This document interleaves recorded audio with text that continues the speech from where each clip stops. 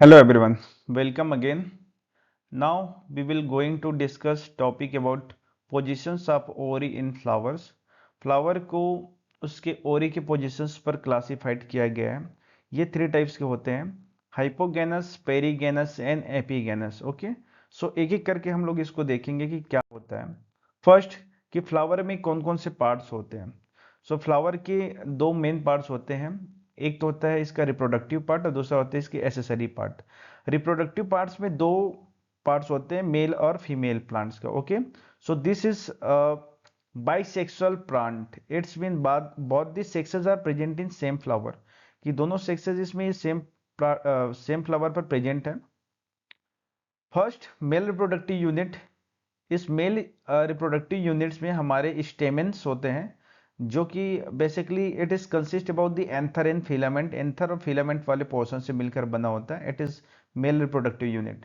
And female reproductive units में basically it is the consist about three parts, stigma, style and ovary. Okay, so इस female reproductive units के basis पर इसको जो है, इस फ्लावर को हम लोग देखेंगे कि तीन कैटेगरी में कैसे कैटेगराइज किया गया है। ओके, बाकी सभी इसके एसेसरी पार्ट होते हैं। Sepal which is always be green coloured and petal it is the brightly colourful. Okay, so let's see.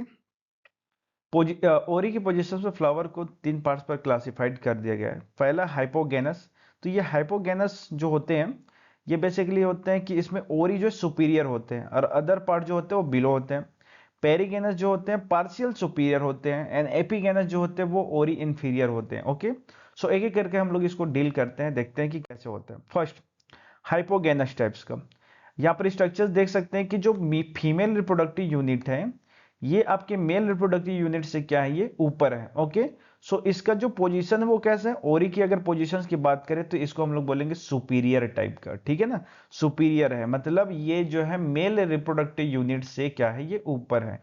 तो इसको हम लोग बोलते हैं हाइपोगेनस। ओके, हाइपोगेनस बोलते हैं।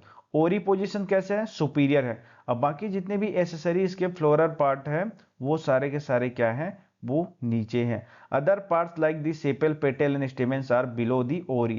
Their example is mustard and China rose and brinjal. Okay, you will seen in mustard and China rose and brinjal. So this is the hypogenous. Now the another types is perigenous. Perigenous आपको जो है ये आपको देखने को मिलेगा।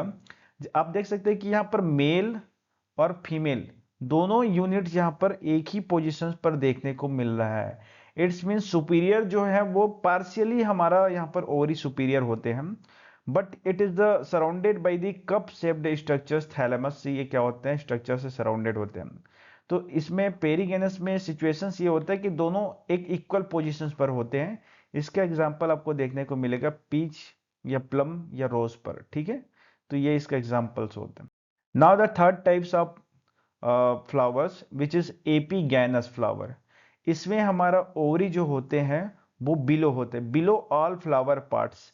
जितने भी फ्लावर पार्ट है या आपके मेल रिप्रोडक्टिव यूनिट से क्या होते हैं, ये नीचे में होते हैं। ठीक है ना, this is male reproductive unit और ये हमारे क्या है, फीमेल रिप्रोडक्टिव यूनिट से क्या होते हैं, ये नीचे में होता है। Okay, so sepal, petal and stamen appear to arise from the top of ovary.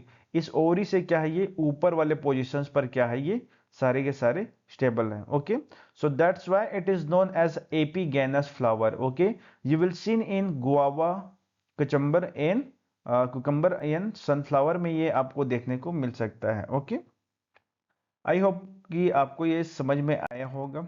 ठीक है, मिलते हैं नेक्स्ट टॉपिक के साथ।